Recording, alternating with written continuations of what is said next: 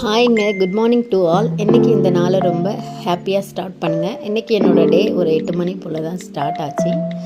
எழுந்து காஃபி போட்டு என்னோடய ஹஸ்பண்ட் கொடுத்துட்டு தம்பிக்கு பால் ரெடி பண்ணி வச்சுட்டேன். தம்பி தூங்கிட்டு இருக்காங்க, இன்னும் எழும்பலை. டிஃபன் தான் ரெடி பண்ணிகிட்ருக்கேன். இட்லியும் மதுரை தண்ணி சட்னியும் வச்சுக்கலாம். ரொம்ப சிம்பிளுங்க. நீங்கள் நம்ம தேங்காயெல்லாம் உடச்சிட்டு மெனக்கிடவே வேண்டாம். 2 வெங்காயம் எடுத்தோமா, கட் பண்ணி பச்சை மிளகா போட்டு பொட்டுக்கடலை போட்டு அரைச்சிட்டா ரெடி ஆகிடும். ரொம்ப சிம்பிளாக முடிஞ்சிடும். அடிக்கடி நான் இதை தான் பண்ணுவேன். தம்பியும் அதை கொஞ்சம் காரம் இல்லாமல் சாப்பிடுவாங்க. ஸோ அதுக்கான குக்கர் தான் பண்ணிகிட்ருக்கேன் எல்லாமே. நான் இதை ரெடி பண்ணி வச்சிட்டேன்னா என்னோடய மாமியார் வந்து லஞ்ச் ரெடி பண்ணிடுவாங்க. இன்றைக்கி அவங்க என்ன பிளான் வச்சுருக்காங்கன்னா, ரீசெண்ட் டேஸாக இந்த சட்னிக்கு நான் ரொம்ப அடிமை ஆகிட்டேங்க. எனக்கு தெரியவே தெரியாது. இப்போ கொஞ்ச நாளாக தான் இதுவும் என்னோடய யூடியூப் ரெசிபி தான் நான் பார்த்து அப்புறம் செஞ்சு பார்த்தேன். அவ்வளோ சூப்பராக வந்துருந்தது.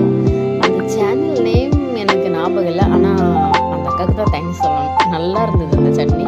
அடிக்கடி வீட்டில் பண்ணுவோம். என் மாமியார் தான் பண்ணுவாங்க, ஆனால் அவங்க சீரகம் வந்து நம்ம தாளிப்பு கொடுக்கணும். அவங்க இதில் போட்டு அரைக்கிறதெல்லாம் டேஸ்ட்டே மாறிடுது. 2-3 டைம் நான் சொன்னேன், அப்புறம் நானே பண்ணிடுறேன். அப்புறம் இப்போ தான் அவங்ககிட்ட தெளிவாக சொல்கிறேன், நீங்கள் சீரகம் வந்து இதில் எண்ணெயில் போட்டு தாளிப்பு கொடுங்க, அதில் போட்டு அரைக்காதீங்க, அந்த டேஸ்ட் மாறிடும் அப்படின்னு சொல்லிட்டு.